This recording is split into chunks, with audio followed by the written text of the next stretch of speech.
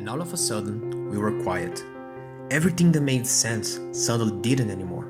What was a priority became the bottom of the list, and all we had was ourselves. A silence, surrounded by the scream and cry of fear by those who were suffering. A sound that was already there, but now we could listen, and we started to care. They say that we humans grow when challenged by adversity, and that's what we did. As a turn of event, those who had more started to care about those who had less. In the middle of a social isolation, we became closer, more connected. We realized that waiting for answers and waiting for others to help wasn't enough. We were suffering, our families, our friends, our neighbors, our brothers and sisters from the human race. Together, we stood up and helped those who needed more. We helped with a kind message, with art, with money and goods. We helped just by starting to care. Humanity was faced by something that for our generation was new. We were used to slack off and wait for things to go away, but this time we didn't have a choice. The silent pandemic took us all by a strike, and in a blink of an eye, rich or poor, American or Mexican, black or white, everyone was on the same boat. A boat that we have always been, but only now that the noise stopped, we could realize those by our side. We could see our crew. And together, we didn't sink, but kept going and faced the situation better than we could expect. Those that died, they would be proud to know that we won. We survived. We thrived. Now, new challenges will come.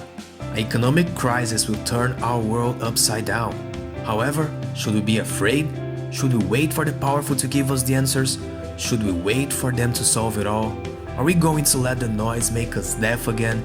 Are we allowing the pollution to blind us all? Are we going to let this mist of the daily life become a wall between you and me? We've seen how good we can do together. We've seen how our power and how our voices can be loud enough to break the silence of isolation. Why stop now? Why stop here? Let's march on. Let's continue to grow together. Let's start to be a proactive race instead of a reactive one. There are still many challenges for us to face together.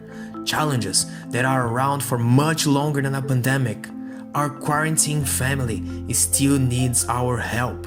The isolation might end. However, are we going to become more apart now? Or take this chance to awake a new horizon? You know, a better world might be ahead of us. And in a long time since forever, we know how to create it. Not with a war, not with hate or a big plan, but instead with what we do best. We love, we hug, we help, we care.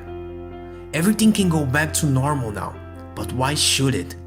What is this normal that we so strive for? Instead, how can we keep being better? How can I do better?